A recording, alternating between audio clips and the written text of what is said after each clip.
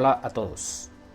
En esta oportunidad les enseñaré a verificar los datos de la simulación para extraer los datos adecuados para el diligenciamiento del datasheet. Lo primero que les recomiendo es que trabajemos con presiones absolutas en lugar de presiones manométricas para evitar confusiones. De manera que por favor en sus simulaciones cambiemos los datos que están en PSIG a PSIA, por favor. En segundo lugar, vamos a extraer los datos de propiedades de transporte de manera práctica con los resultados de la simulación por la opción de propiedades. En este punto voy a acelerar un poco porque es un procedimiento muy sencillo.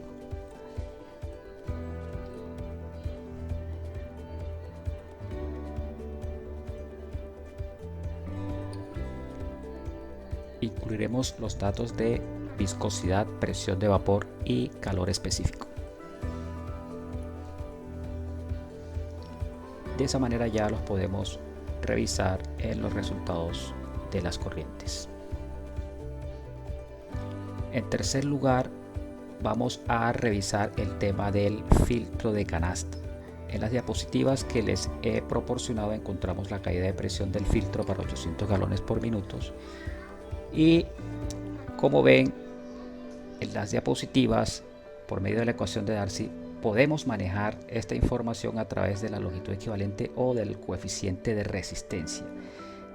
De cualquier manera, estos dos parámetros lo que nos permiten es calcular la caída de presión del accesorio. Sin embargo, la caída de presión ya lo tenemos. Lo que vamos a introducir precisamente en el simulador es el valor o de la longitud equivalente o de la constante de resistencia, el coeficiente de resistencia. Como lo que sabemos es que la caída de presión es alrededor de 0.24 psi y sabemos también que la caída de presión en la tubería es de 0.1, con lo cual debemos calcular un valor del coeficiente de resistencia para que nos proporcione esa caída de presión adicional. Ya yo lo había hecho previamente y aquí veremos que ese valor es del coeficiente de resistencia es un valor aproximado a 3, con lo cual se sumarían esos 0.24, 0.23 psi adicionales. Por otra parte, tenemos que revisar los criterios de velocidad en la tubería de succión con base en las heurísticas. Para este caso, al caudal máximo estamos teniendo una velocidad de cerca de 3 pies por segundo.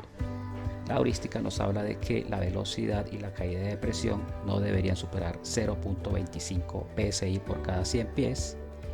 Y aquí debo precisar que la velocidad que aparece entre 5 y 7 pies por segundo corresponde a tuberías con diámetros superiores a 10 pulgadas. Cuando tengamos tuberías entre 4 y 8 pulgadas, lo que les recomiendo es manejar máximo 4 pies por segundo en la succión.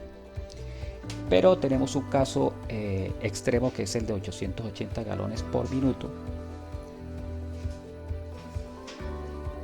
que hay que simularlo porque con este caso es que debemos establecer la máxima apertura de la válvula. Como notarán ustedes, esta válvula que tenemos especificada de 6 pulgadas, esta válvula máximo abriría 36% de apertura y como mínimo abriría apenas 16%, lo cual se me ocurre que es un margen de operación muy estrecho, lo que significa que el diámetro de la válvula es muy grande. Eso nos obliga a que la válvula debiera ser un diámetro inferior. Ensayemos con 4 pulgadas, así sería una válvula menos costosa y tendríamos un margen de operación mayor. Aquí hay que tener en cuenta aumentar la apertura de la válvula para que no cause error en la simulación.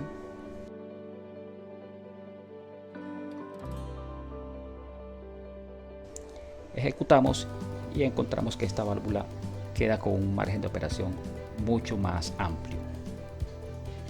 En este caso, la apertura máxima para 880 galones por minuto se fue al máximo de 90%, por eso en el software encontrarán ustedes que hay una advertencia, básicamente llegó al límite superior de la especificación de diseño.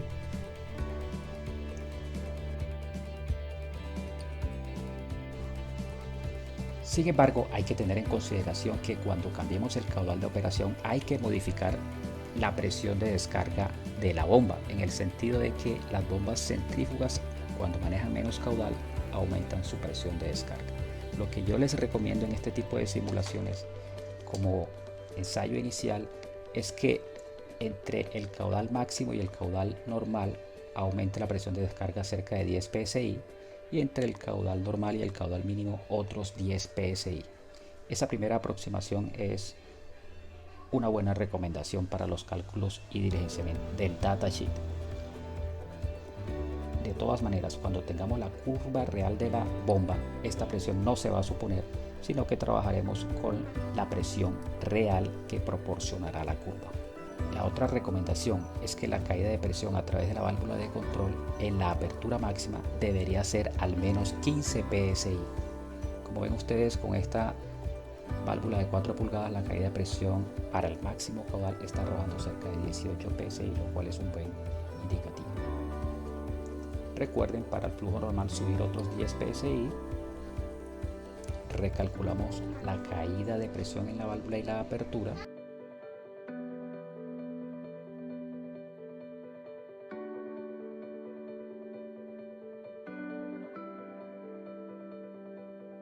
Y para el caudal mínimo hacemos lo propio, subir otros 10 psi en la presión de descarga de la bomba.